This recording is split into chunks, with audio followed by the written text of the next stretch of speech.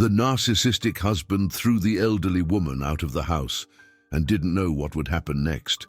Imagine a woman who has spent her entire life by one man's side, through good times and bad, in hope and pain. Imagine how, after decades of sacrifice and quiet devotion, this woman is suddenly thrown out by the very person she trusted, loved, and gave her best years to. If you think this only happens in movies, you're wrong. Because that's exactly the story of Helga from Munich, a 72-year-old woman whose life was turned upside down in a single moment.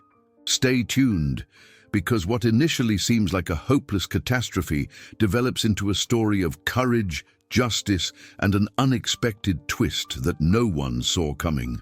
Helga had spent her entire adult life with Klaus. Even as a young woman, she fell in love with his self-confident manner, his charming demeanor, and his apparent strength. At the time, she had no idea that behind this self-assured demeanor lay a man who needed to control others, belittle them, and exploit them for his own ends. Narcissism doesn't show itself from the outset, it creeps in.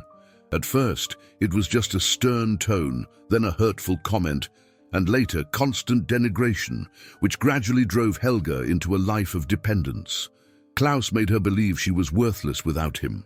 He controlled her finances, dictated her friendships, and even forbade her from having close contact with her sister. Helga remained silent because she hoped things would get better someday. She persevered because she understood marriage as a commitment. And she endured because, deep down, she didn't want to lose the belief that love and patience might one day be rewarded. But that day never came. Instead, another came. The day Klaus had had enough of her. Without warning, without consideration, without any compassion.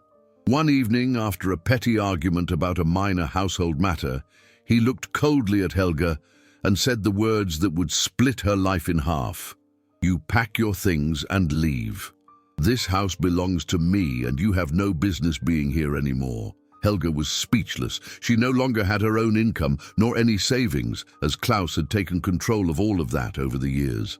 Her hands trembled as she tried to pack at least the bare necessities into an old travel bag. Clothes, a few photographs, the knitting that had always given her comfort. But what she couldn't take with her was the sense of security that had already become fragile after so many years. The door closed behind her. All her life, she had believed this house was her home, that she would grow old here. Now she stood on the street in the cool Munich night, without a plan, without a goal, and with a heart heavier than any suitcase. At this point, many would think that a 72-year-old woman has no chance, that she's lost if the person closest to her betrays and pushes her away. But this is precisely where Helga's true story begins. Because sometimes you have to lose everything to regain what you lack most, your own dignity.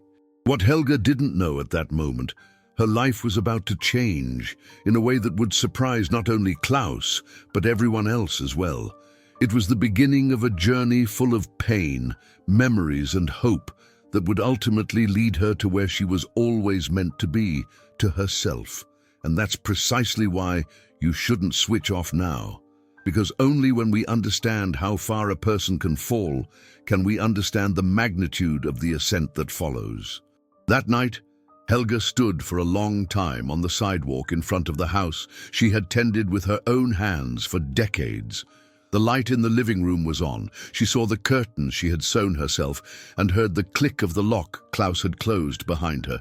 It was a moment that gripped her heart like a cold hand. Where would she go? Who could she call?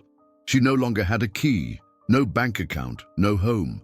Only the suitcase she could barely carry and the memories that weighed like lead on her shoulders. The first few days after being thrown out were like a blur.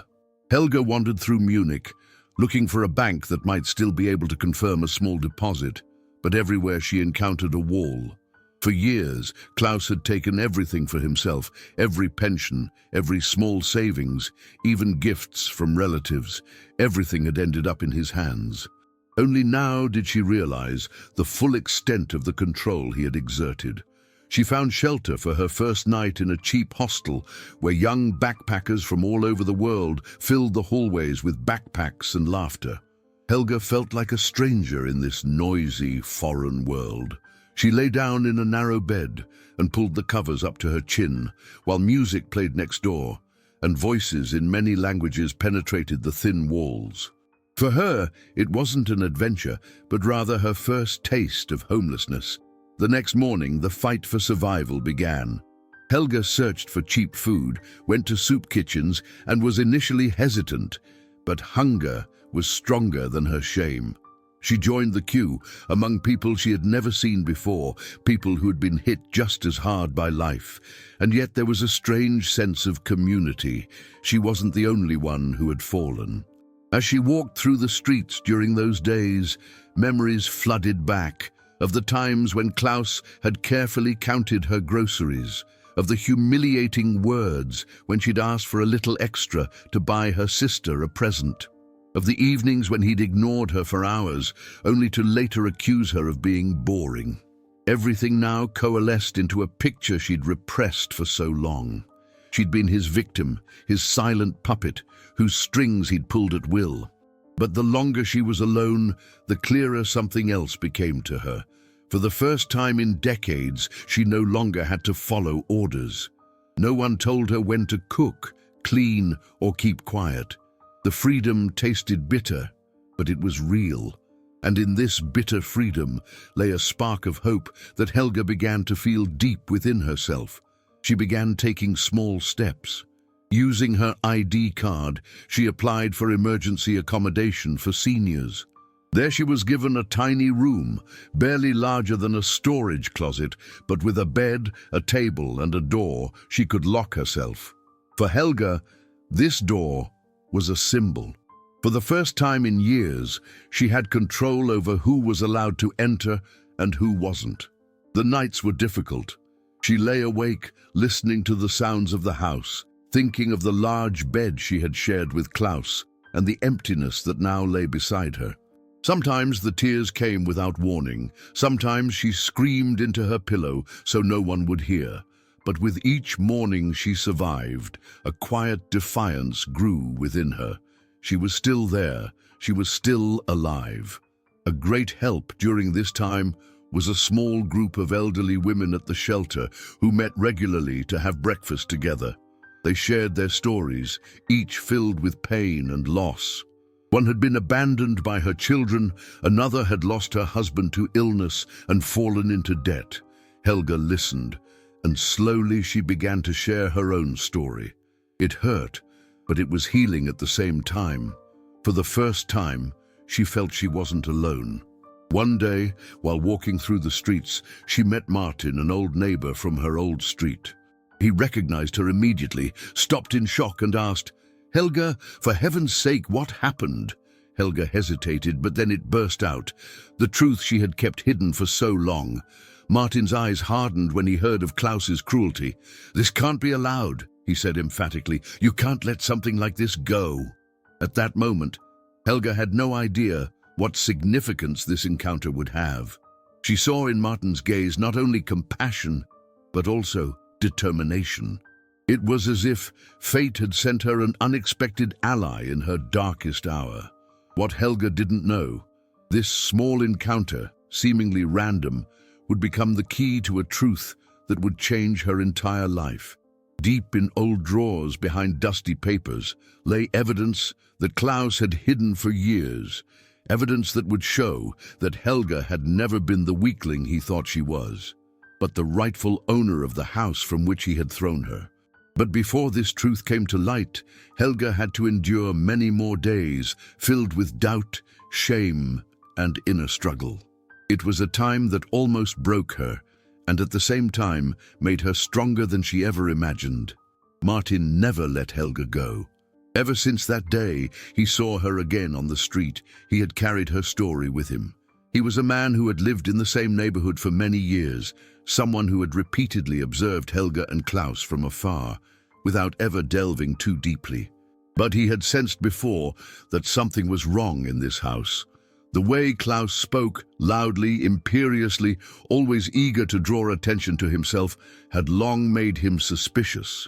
Martin decided to actively help Helga. He visited her in her small accommodation, brought her fresh fruit and sometimes flowers. But more important than anything else was the conversation. "Helga," he said one evening, "I don't think Klaus has as much power as he claims. We need to find out what's really behind all this." At first, Helga resisted.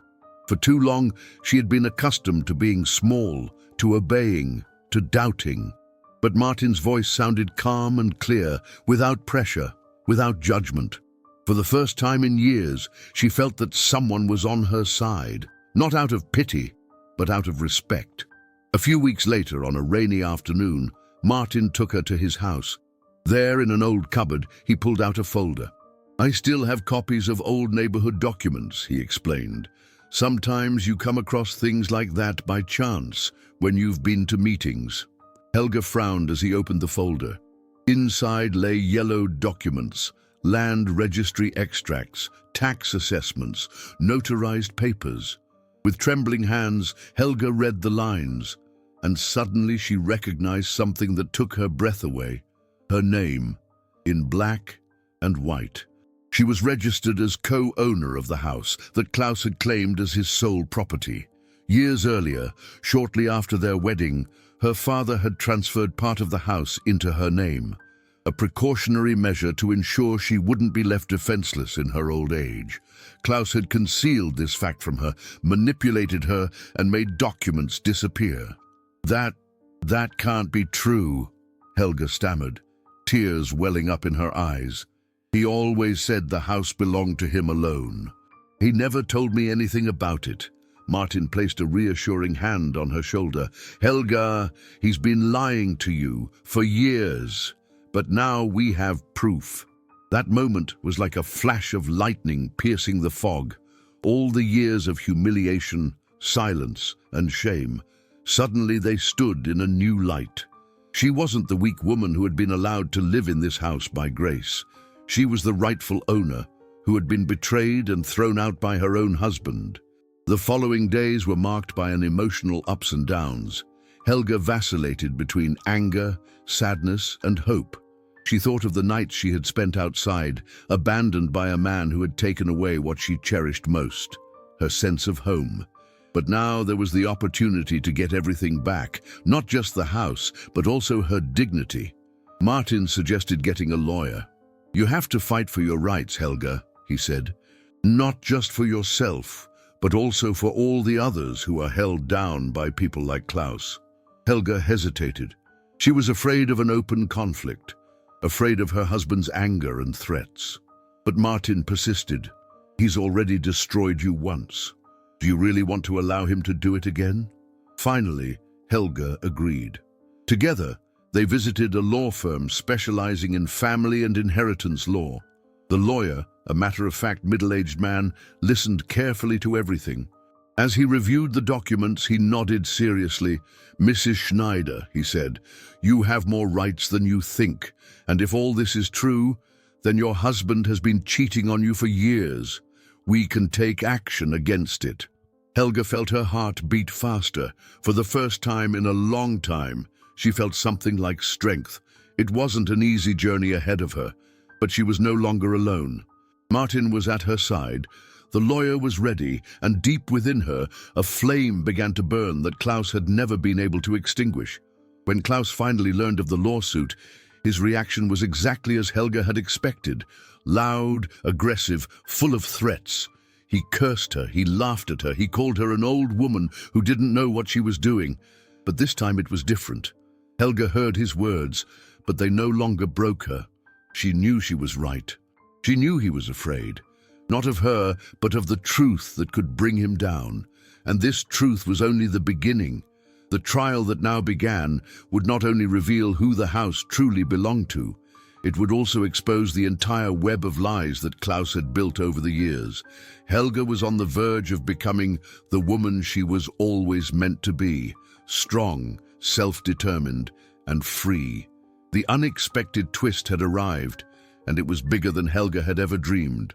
The courtroom was silent as Helga stood before Klaus for the first time in decades. This time not in their kitchen, not in their shared living room, but in a room where justice should prevail. She felt her hands shaking, but she raised her head when the judge asked her to take a seat. The lawyer sat next to her, and on the other side was Martin, who supported her with a brief, encouraging nod. Klaus, on the other hand, seemed as always, boastful, loud, fully convinced that he would retain control this time too. He spoke of his job, of his house, of his sacrifice, which he had generously endured for decades. But as he spoke, Helga sensed something new. His words no longer resonated with her. It was as if she were listening to a stranger, a man whose power evaporated the longer he spoke. The lawyer laid the documents on the table. Land registry extracts, notarized confirmations, evidence that Helga was not only a co-owner, but even held a majority share in the house through her deceased father's registration. Klaus's face changed the moment he saw the documents. For the first time, the arrogance left his eyes, and what remained was sheer uncertainty. "Mr. Schneider," the judge said in a serious voice, "according to the documents presented, it is clearly evident that your wife is the legal owner of the house. Your assertion that it is your sole property is untenable." Klaus stammered, tried to make excuses, spoke of alleged agreements that never existed, but every word he spoke sounded weaker, lost weight. Helga, on the other hand, felt her strength grow. She stood up, turned to the judge and spoke in a clear, firm voice. "I have remained silent for many years. I believed I had no choice, but I have learned that silence gives power to the wrong people. This house was my home, and he threw me out. Today I ask not for pity, but for justice." The hall was silent. Klaus looked at her as if he had never seen this woman before. And perhaps that was true, because the Helga who stood before him now was not the same one he had humiliated for years. She was upright, determined and free from his control. The verdict was clear. Helga received sole residential rights and recognition of her ownership. Klaus was forced to leave the house, was not allowed to approach it again, and was obligated to repay all financial claims he had unlawfully acquired over the past few years. When Helga later crossed the threshold of her house again, it was a moment she would never forget. Everything looked familiar, the furniture, the old pictures, even the curtains she had sewn herself long ago. But this time, it was different. It was no longer the cage in which she had been made small. It was her home, her refuge, her symbol of reconquest. She went from room to room, placing her hand on the walls and feeling the warmth of memories. But she also felt the freedom of the present. Here, where she had so often been silent, she would now raise her voice. Here, where she had so often wept, she would now laugh. Martin stood in the hallway and smiled as he watched her. "It's over, Helga," he said quietly. "He can't hurt you anymore." Helga nodded, a gleam in her eyes that had long since disappeared. "No," she replied, "it's not over, it's just the beginning." Because reclaiming the house was more than a legal victory, it was the moment Helga regained her dignity. She began to reconnect with old friends, with her sister, from whom Klaus had kept her away for so long. She joined a group of women who had gone through similar experiences and shared her story so that others could draw courage. Klaus, on the other hand, experienced his own downfall. Without a house, without power over Helga, without the admiration he had always so eagerly sought, he suddenly found himself alone. His loudness, his threats, his pride, all of that lost its meaning when it became clear that no one believed him anymore. People who had once respected him now avoided him. He was no longer the self-confident man, but an old, bitter man whose control had slipped away. But Helga blossomed.